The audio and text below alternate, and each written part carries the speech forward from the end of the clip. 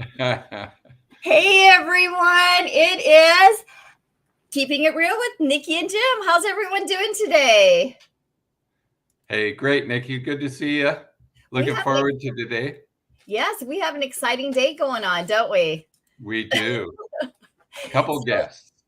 yes, we have two special guests today. Today we're going to talk to Carrie Selbigan with Fairway Independent Mortgage Corporation, and she's going to tell us a little bit about what's happening out in the market as far as rates because um, they're doing something good that we've kind of seen some more action in the market. So it's a positive thing. And then we have our new special guest who is, Cris Ugles.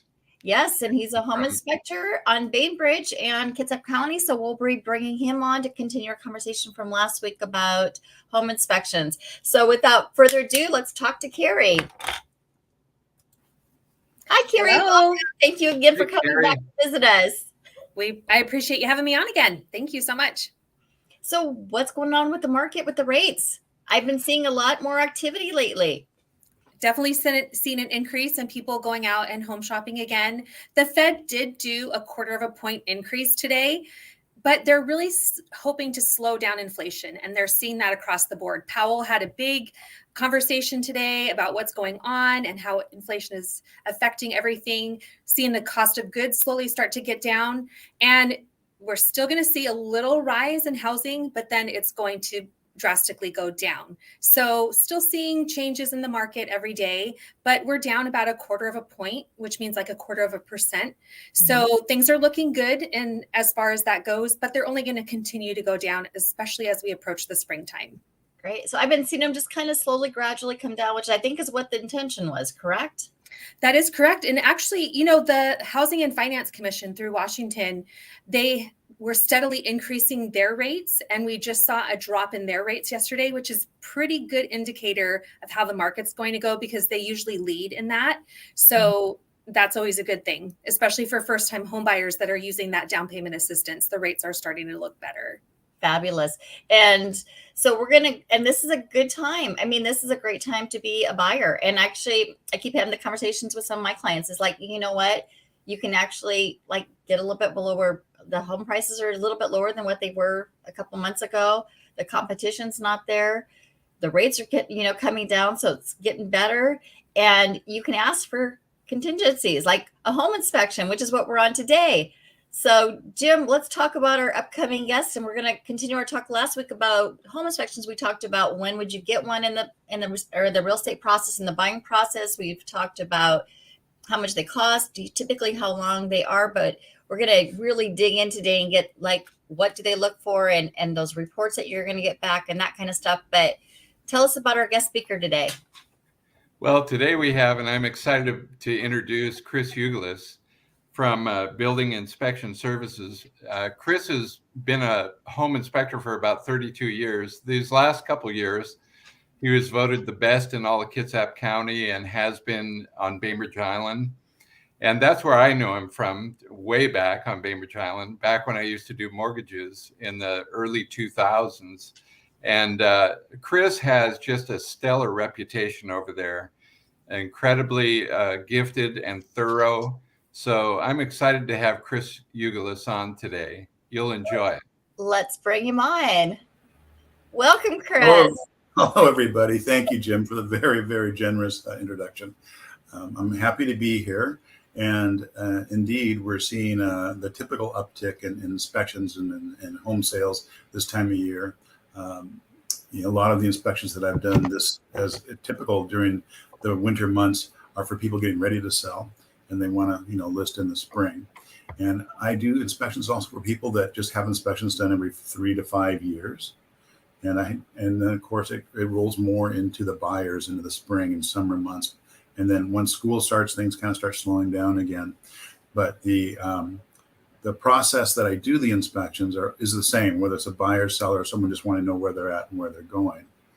And one of the things that I wanted to talk about a little bit today is the process of educating people so that they're better homeowners, buyers, and sellers. And I end up writing a book because I've heard people exclaim constantly over the years, if I'd only known. And of course, if you'd only known, you would have been able to take care of the flashing that wasn't done correctly and causing leakage in the wall if you knew what to look for.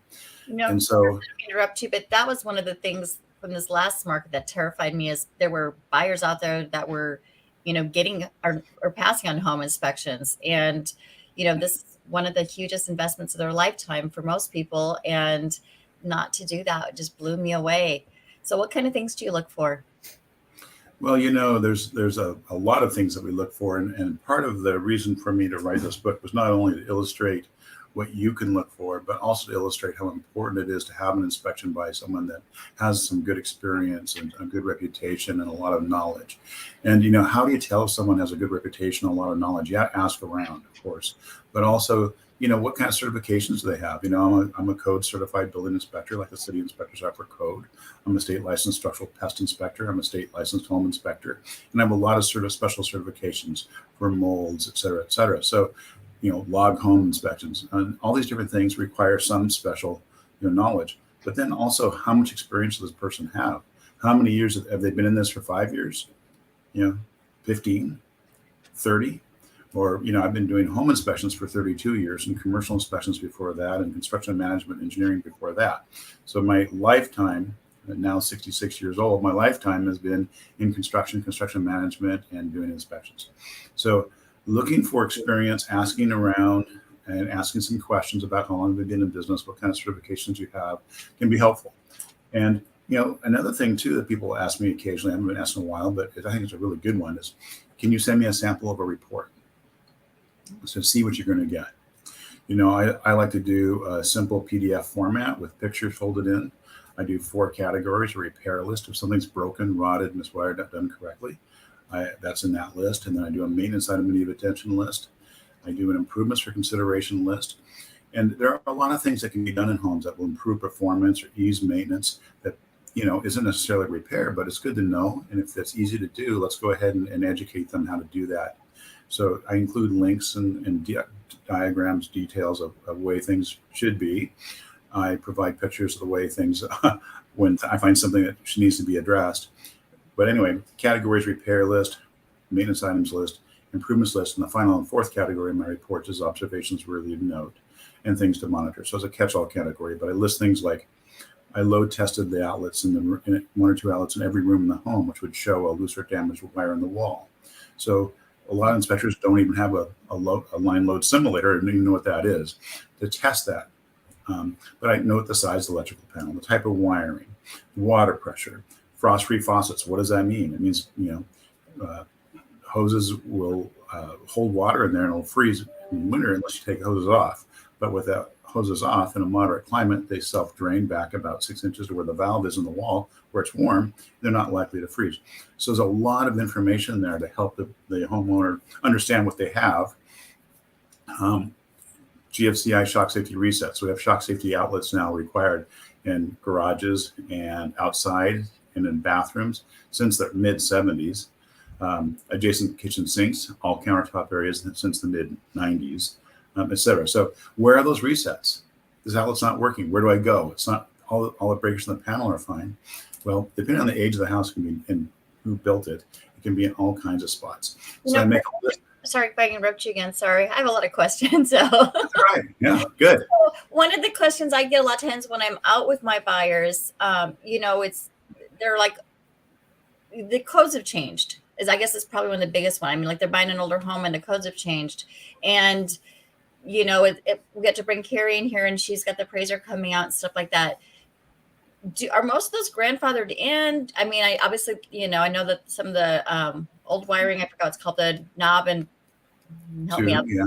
Yes, that's what I know that, sometimes appraisals won't let those go, depending what type of financing and stuff. But what kind of things, I mean, when you have a buyer out in the field with you and you're talking to them and you're kind of pointing out some of these things, like this is an older home, it has this, you don't. So relative to the age, I go ahead and list, like I was just mentioning, the shock safety protection adjacent kitchen sink started being required within 6 feet of the sink in 93. In 96, all countertop areas had to be shock safety protected. So the house was built before that and doesn't have that. That would be in my improvements consideration list with a note that started being required on those dates. So they know, okay, this is something I can add easily, and it's not something that was required when the home was built, but it'd be good to do this now because it is a shock safety thing.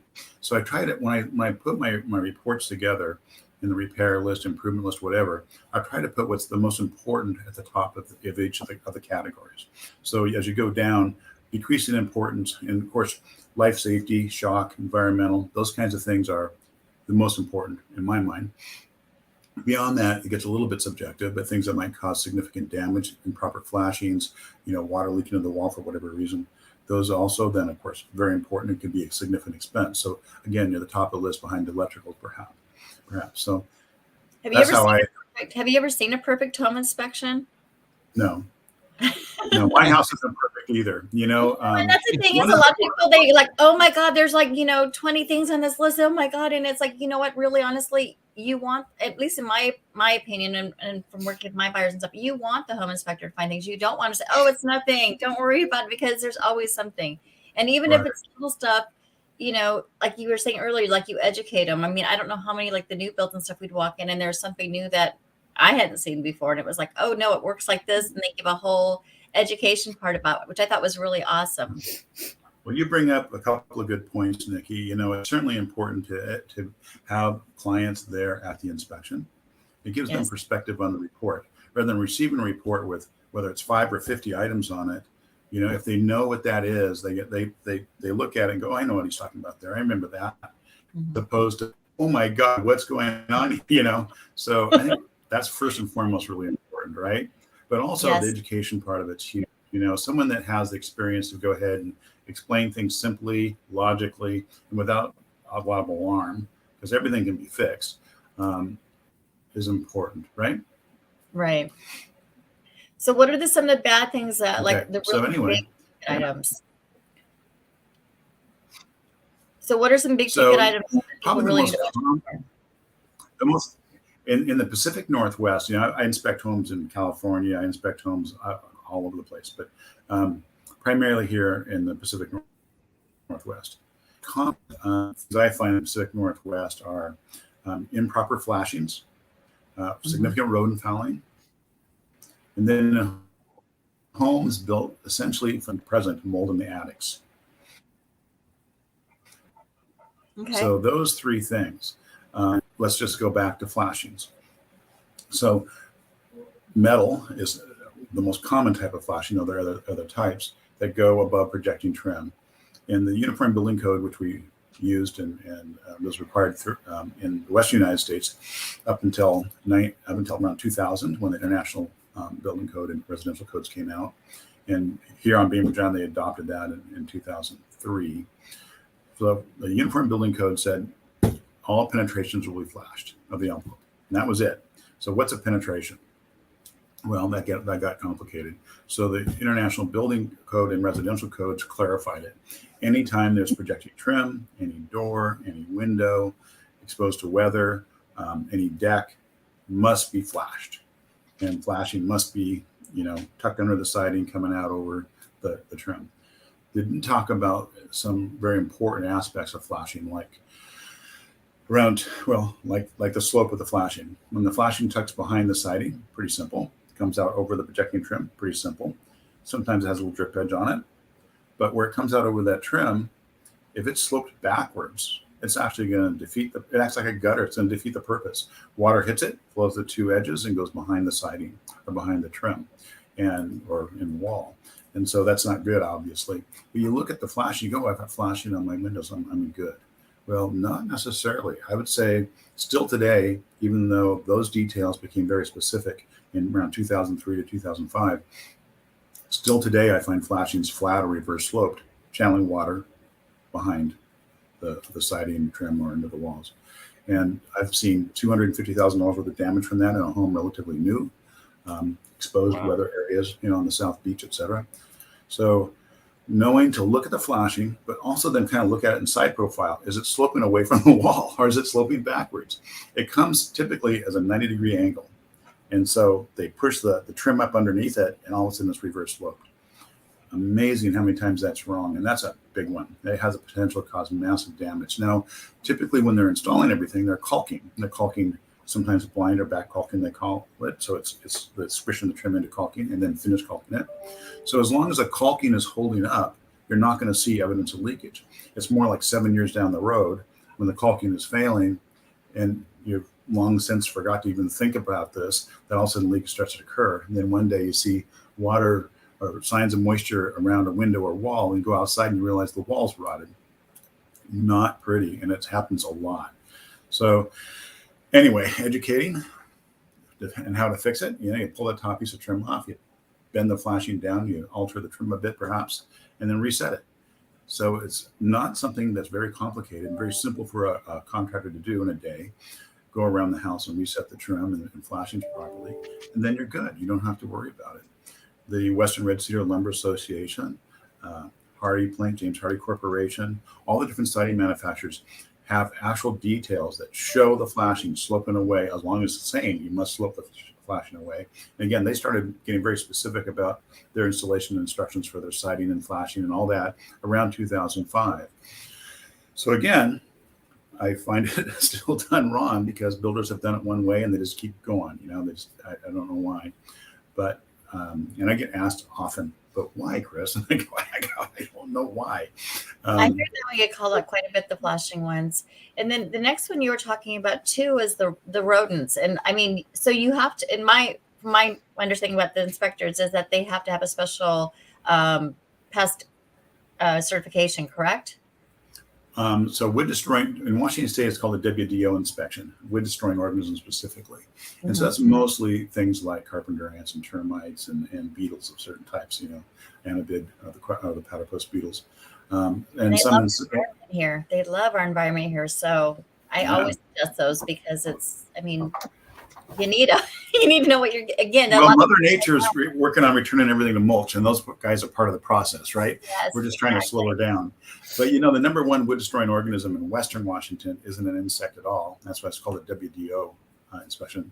It's fungus, fungal rot from moisture.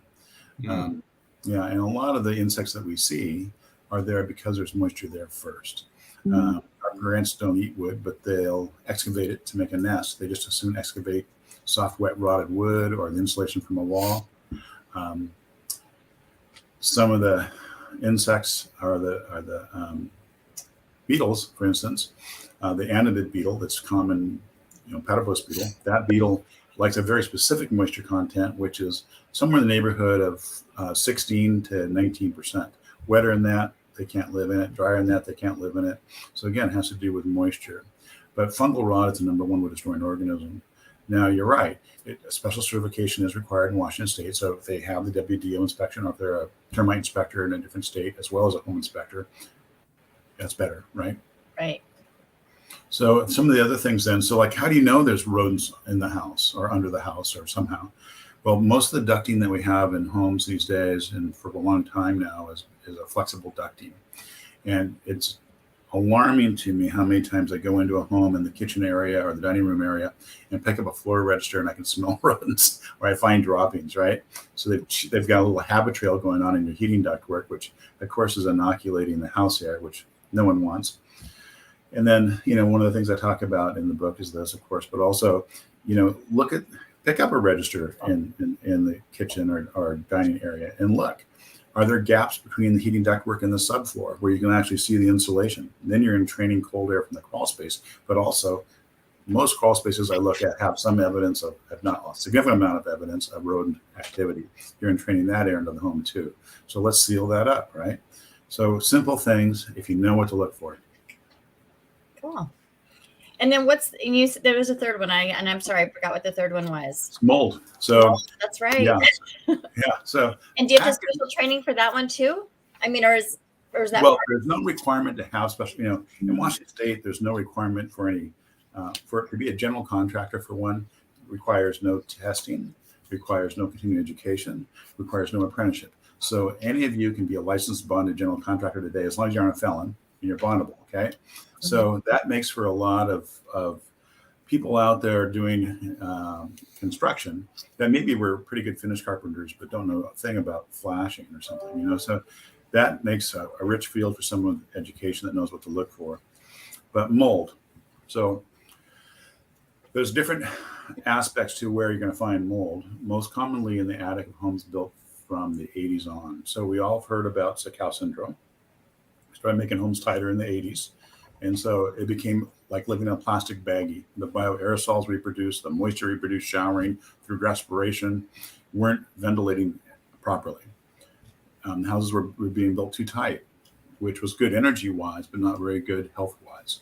So in Washington State, for instance, and other states have similar codes now, we enacted the fresh air ventilation code, which required some form of ventilation of the house with outside fresh air entrainment. It can be window ports, it can be through the furnace, most typically those two. And then an exhaust fan timer set to come on 2-3 times a day to expel the stale bioaerosol-laden house air while entraining fresh air through one of these methods. So that kind of system was not well understood or well enforced, and still isn't actually, but is an important part of helping house handle moisture. So you think about moisture. Moisture condensates when it hits a colder surface from air. So here we are with a crawl space that has water in it. Where to find mold in that crawl space? That water moves up through the house, through the interstitial spaces. It's warmed and added to the house. Maybe you feel like your skin doesn't get dry in the winter. That might be a problem. Okay, there might be water under the house. That goes up through the house. Our moisture goes up through the house. It gets into the attic again through light fixtures and whatever, and even through drywall. That water vapor hits the cold underside of the roof and it condenses. Now, even with perfect ventilation, I've found mushrooms growing out of the wood in attics and mold quite often. Now, we don't want that. So back 20 years ago or so, we started getting really excited about mold. We'd see mold in an attic, everyone would freak out. We'd hire an industrial hygienist to come out for $1,500 or so, take a couple of surface samples and go, yeah, we got mold here. Go back to the lab, identify the mold types. Always was an outside mold like we see in leaves or whatever. But still, it must be cleaned up because it's mold and it will continue to spread, and we must address the conducive conditions. So they might give a flow chart of what those conducive conditions are in their mind. And then off you go, right? You go ahead and spend some money and have someone do all those things and hire someone that's licensed, bonded, insured to clean up the mold. So then you spend another $7,000, another $7,000 doing all that. So after about 200 or so of those, I went ahead and said, okay, let's go ahead and say, I see mold. Let's skip the industrial hygienist. Let's hire a contractor that's licensed, bonded, insured to remove the mold and further assess. I'm sorry. That's a good sign, Cris. You're busy. Sometimes I come in and there's like 0 on the answering machine, and I'm just like, oh, thank you. But anyway, no. So anyway, the whole thing with mold is we know that it's probably not going to be a toxic mold. That's pretty rare. Out of hundreds of samples I've seen, I've only seen one that was a toxic mold. Quote unquote, what is toxic mold? They're all toxic to some people, and some of them don't bother anybody. So how do we clean it up, right? We hire someone to clean it up. What are the conducive conditions? Well, a lack of a fresh air ventilation system where exhaust fans you can't suck air out of a bottle. So here's a tight house not breathing properly. So the exhaust fans aren't really working well. And so let's go ahead and get a fresh air ventilation system installed and make sure it's there, and then understand why it's there and how we set it up, and then maintain it, right? And it's very simple. I mean, there's a 24-hour timer. It should be set to come on for 3 or 4 hours in the morning, starting the time you typically wake up. Now we're going to, get rid of shower moisture. We're going to get rid of, and we're hopefully entraining fresh air into all the habitable rooms, which is part of the requirement of that code. So we're flushing the house with fresh air in the morning.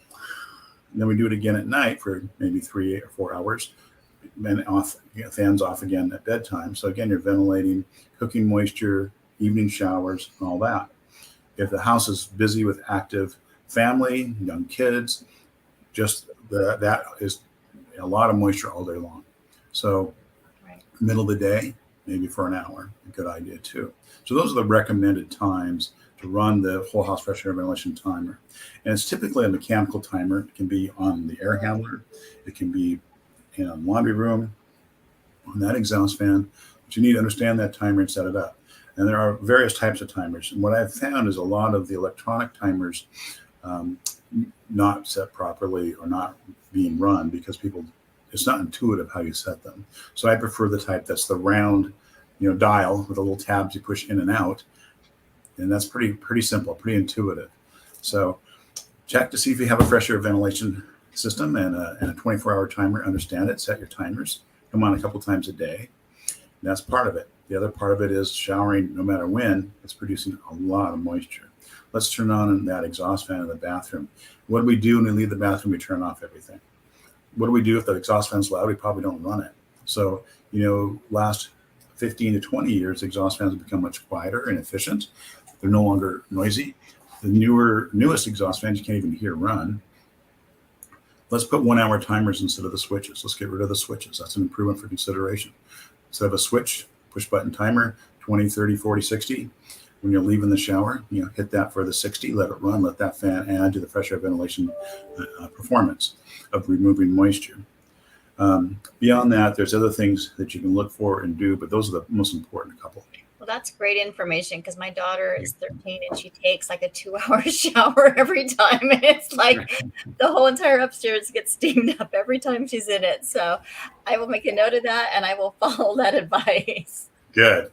Well, my daughter did the same thing once she finally started taking showers. Get in the shower. Now get out. Now you can't get them out. Yeah. Anyway, Chris, that was such wonderful information. Thank you so much for doing that and to telling us all about that. Do you want to tell us a little bit about your book before we call it a day? Well, I'm going to be finishing this up here in the next month or two, and my plan is to have it out in early summer. And I'll have it available in a digital format, and it'll be my goal is to make it a very inexpensive book, something less than $10, so that people buy it, use it, understand it, and I'm excited to have it out. So that'll be available multiple places, and we'll be advertising that. So thank you so much. Chris, just a couple questions. How far are you out if somebody wanted to get an inspection? That depends on the time. That depends on the season, right? I mean, right now it's pretty easy to get me out there pretty quickly. In the middle of spring and summer, when it's really active, I'm usually booked out a full 2 weeks. And inspection contingencies, especially in the last couple of years, have been 4 days, 5 days, 7 days. 2 weeks is the old standard. So it's just one of those things where people will contact me, and I won't typically put anything on my calendar unless it's a signed around contract, because that gets too crazy. People go, oh, we didn't get it, sorry. Right? I show up and no one's there. And they go, oh, we forgot to tell you, we didn't get it. So unless someone wants to pay a retainer, which people do, I would say right now I'm running about 3 to 5 days out. And most inspections I'm doing are for people that are getting ready to sell. I'm doing an occasional one for buyers. Yep. Very good. And what's the range of costs? Is there different costs? Yeah, I'm probably the most expensive inspector around, which doesn't seem to temper it seems to make it more popular for some reason. But anyway, my inspections run from $545 to $1145, depending on the size of the house. And then once you get into homes older than 1961, which is where we see the knob and tube wiring, ungrounded wiring, old galvanized pipes, et cetera. It's a lot of different things that are a little bit more risky as they age, and also things that we'd want to upgrade. Older homes I charge a little bit more for. So I always ask the age and square footage, any other structures that you want inspected, and off we go. Now I want to give people the opportunity to know how to get a hold of you. So if you want to give some information there. Yeah, so people contact me on my office phone here. It's 206-842-1514. And I travel to Seattle, and I travel outside of the area. I travel out of the state. I also do commercial inspections. Behind me is Hey, Chris, can you repeat that number again? I'm going to put it onto our, I'm going to put it on our screen below so that way people can reach out if they have a question. So it's 206. Okay, absolutely. So probably easiest way to reach out is via email. And that would be CrisUgles. So Chris without an H, Cris Ugles @msn.com. And then also texting me on my cell phone is fine. Don't constantly call me on the cell phone because I won't pick it up probably. But texting is good. It's 206-795-1737. 1730. And then leaving a message here in my office is also very good. And the office landline is 206. Oops, you're going way too fast for me. Hold on. All right. Okay. Let me make sure I got this. Okay. And then landline is 206-842-1514. So again, the cell, text 206-795-1730, email Cris Ugles at msn.com.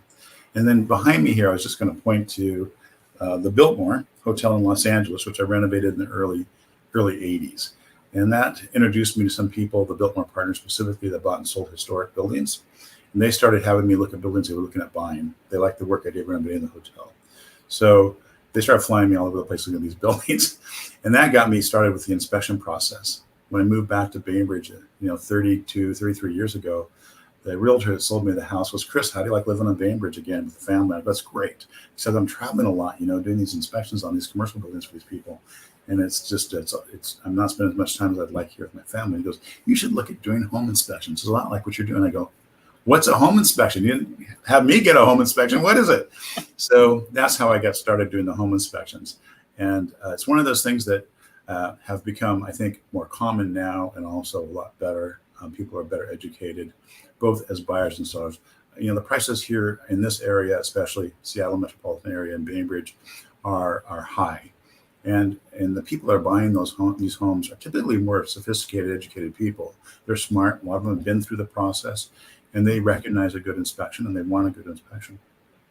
It's very important. Well, Excellent. thank you so much for Chris and Carrie for joining us today. Yeah. We appreciate both of your time, and I think it was some great information to share with all of our viewers, and we appreciate you guys. You're welcome. Thanks for having me. Thanks so much. Thanks for having me back again. Thank you. Bye-bye. Bye-bye.